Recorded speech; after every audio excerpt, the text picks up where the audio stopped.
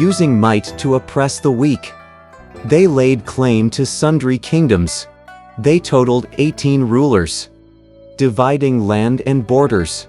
They decreased to 12 later. And the world became tranquil, for want of chariots and horses. They again devoured each other.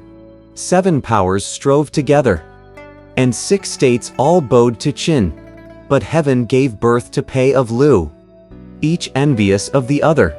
The empire then became Han's, which fixed laws for all to obey.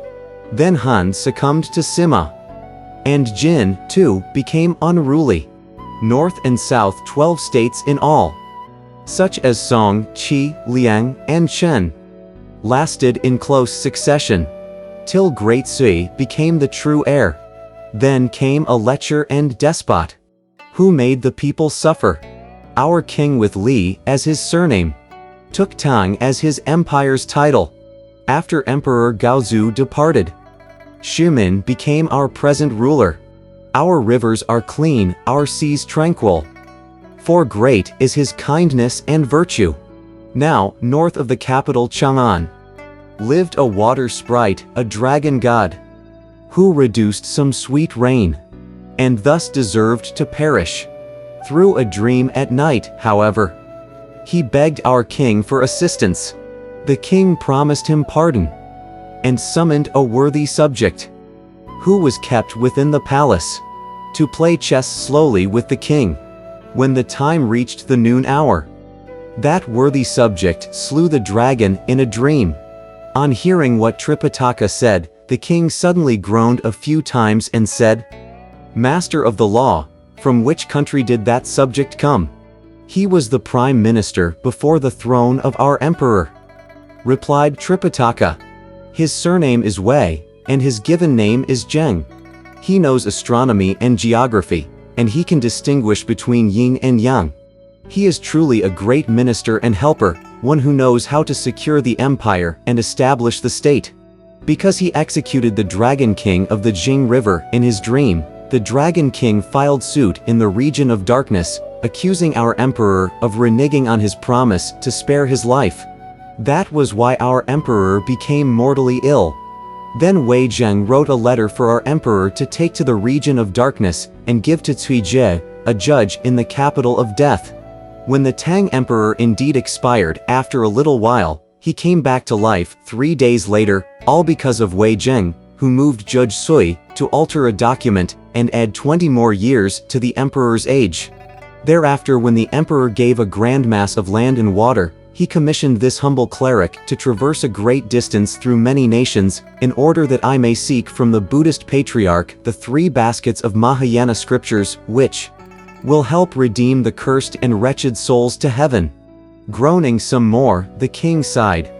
"Truly yours is a nation and a heavenly court. Your ruler is righteous, and your ministers are upright. Look at us. We have been ill for a long time, but not one minister is able to assist us." When he heard this, the elder stole a glance at the king and saw that his face looked yellow and his body seemed emaciated. His whole appearance, in fact, was weary and spiritless. The elder was about to question him further, when the official from the Court of Imperial Entertainments approached to invite the Tang monk to dine. The king at once gave this command: "Set out our meal at the Hall of Unfurling Fragrance. We shall dine with the master of the law." Tripitaka thanked him, and we shall leave them dining together. We tell you now about Pilgrim in the College of Interpreters, who asked Sha Monk to make tea and rice and to prepare some vegetarian dishes. Sha Monk said, "It's easy to make the tea and the rice, but it won't be easy to prepare the vegetarian dishes." "Why?"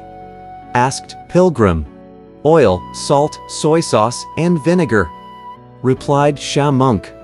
"None of these can be found here."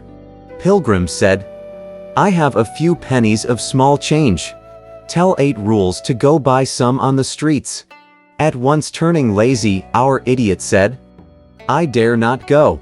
My features aren't that nice looking, and I fear that master will blame me if I cause any trouble." "We are doing business fair and square," said Pilgrim. "We aren't begging, and we aren't robbing. How could you cause any trouble? Haven't you seen what I could do just now? Said 8 Rules. I yanked out my snout before the door and scared off over 10 persons. If I go to the bustling market, I don't know how many persons will be frightened to death. All you know is the bustling market, said Pilgrim. But have you seen what they are selling in this market? Master told me to walk with my head bowed, replied 8 Rules, so as not to cause any trouble. In truth, I haven't seen anything, Pilgrim said. There are wine shops, rice dealers, mills, and fabric stores, which we need not mention in detail. There are truly fine tea houses, noodle shops, huge biscuits, and gigantic buns.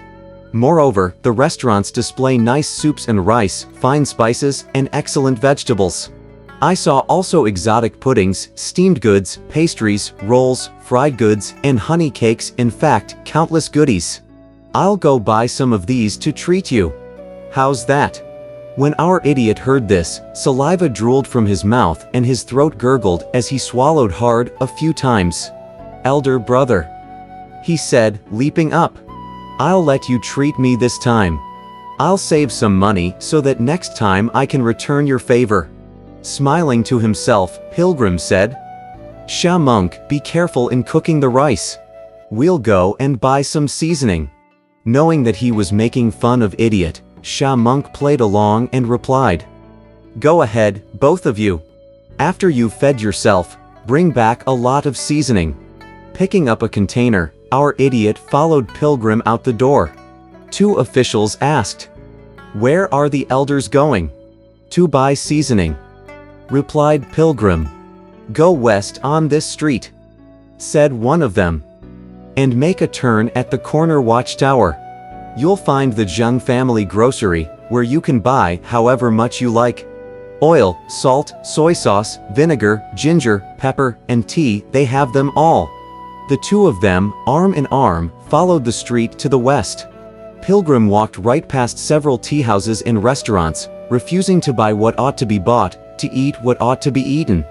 Elder brother, 8 Rules called out, Let's not be so choosy. Just buy something here and we'll enjoy it. Pilgrim, who had wanted to sport with him, refused, of course, to buy anything. Worthy brother, he said, don't be such a spendthrift. Let's walk a bit further, and we'll buy something big to eat. As the 2 of them chatted, they again caused many people to follow them, staring. In a little while, they reached the watchtower, beneath which they found a large, noisy crowd blocking the street. On seeing them, 8 Rules said, Elder brother, I'm not going over there. Look at the mob.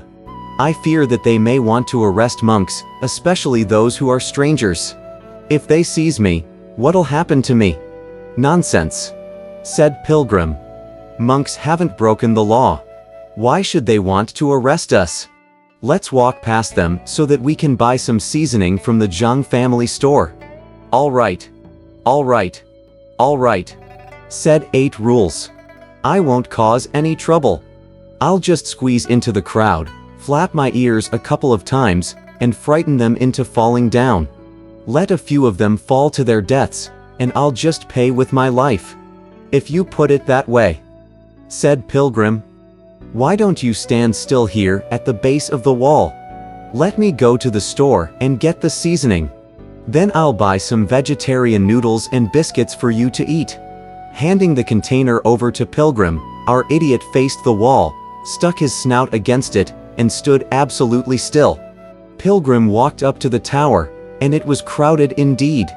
As he pushed his way through the throng, he learned that a special royal proclamation had been mounted beneath the tower, and that was why so many people fought to look at it. When he finally squeezed through to where the document was, Pilgrim opened wide his fiery eyes and diamond pupils to stare at it, and this was what he read. Since we, the king of the Scarlet-Purple Kingdom in the West-Paragadania continent, assumed our throne, the 4 quarters have remained submissive and the populace have enjoyed leisure and peace. Recently, however, the affairs of state have turned inauspicious, for we have been gravely ill, and recovery has been most difficult even after a long time.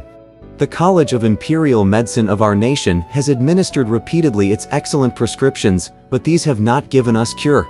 Therefore, we publish now this proclamation for all the worthy scholars throughout the world, regardless of whether they are going to the north, coming from the east, or are even natives of China, the foreign state. If there is anyone skillful in medicine and the therapeutic arts, let him ascend the treasure hall and restore our health. We most solemnly pledge that the moment we are healed, we will divide the kingdom with him. For this reason, we have mounted this necessary proclamation. When he finished reading it, Pilgrim was filled with delight, saying to himself, "The ancients said, moving about may bring us riches. We certainly shouldn't have sat idly in the college, nor is there any need now to buy seasoning. Let's delay for one day this business of fetching scriptures, and allow old Monkey to play physician for a bit. Dear great sage." He stooped low and left the container on the ground. Picking up a pinch of dirt, he flung it up into the air and recited a spell. Immediately, the magic of body concealment rendered him invisible, so that he could walk up to the proclamation and gently peel it off. Then he faced the ground toward the southwest and sucked in a deep breath before blowing the air out again. At once, a strong whirlwind arose and scattered the multitude. He turned around and went back to where 8 Rules was standing. There he found 8 Rules leaning on the base of the wall with the support of his snout and appearing as if he had fallen asleep. Without disturbing him, Pilgrim folded up the proclamation and gently stuck it in 8 Rules' bosom.